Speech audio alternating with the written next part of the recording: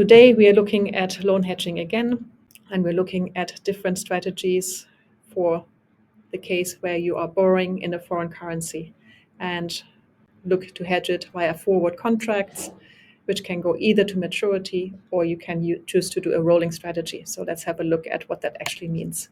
Before that, quick recap. You're borrowing money from a lender in a foreign currency. So your risk number one is that the loan amount that you are getting is worth less in your functional currency than you were anticipating. And then during the life of the loan and for the final repayment, the risks are that your interest payments and your final repayments are going to cost you more than you were anticipating in your functional currency.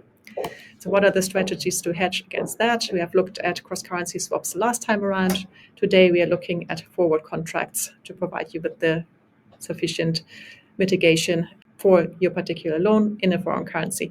So what's a forward contract? It is a fixed exchange rate for a set date in the future, and that's really all it is.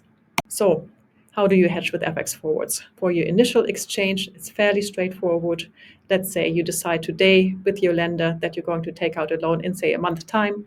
So you book out a single forward for in a month time, so you know exactly how much money you will get in your functional currency from your lender.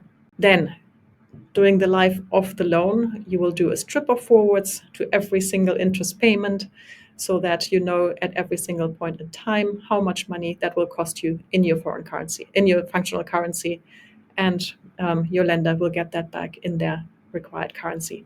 The biggest risk that you have, because it's the furthest out in the future with the largest amount, is the final exchange risk, where you hedge either with a single forward all the way until maturity to repay the loan to your lender in your functional currency via a forward contract. Or what you could also do is chop it up and decide to go for a rolling strategy.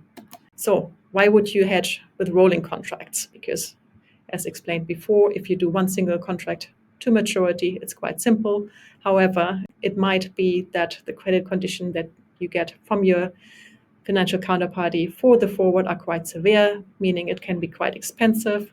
There's a high probability of the market value of your forward going against you with time, and hence a single forward to maturity might just not be available. One solution to that problem is to use a so-called rolling forward strategy, which really is just a series of forward contracts, so similar to the one to maturity, but just chop it up and roll one at a time for, let's say, 3-month period. And then after 3 months, you would re-enter into another contract for another 3 months, and you would keep that going up until maturity, which means that the FX risk is fully mitigated all the way up until maturity, but it's just chopped up in different pieces so that the credit risk can be mitigated.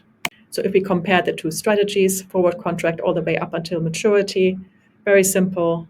You only enter into one contract.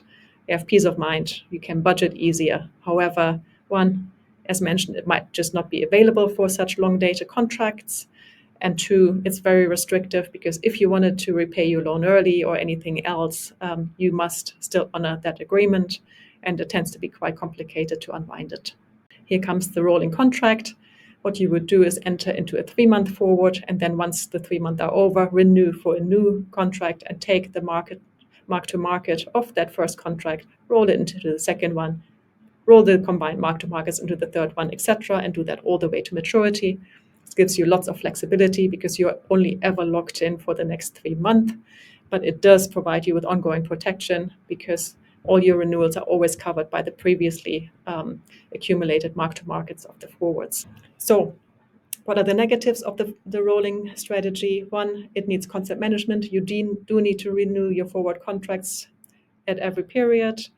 Your cash flow might be impacted because there might be mark-to-market exchanges. And thirdly, the interest rate differential risk is there. It's not hedged, because if the interest rate between your foreign and domestic currency changes, that will be reflected in the forward points for the new contract. And that's really it. Thank you for watching.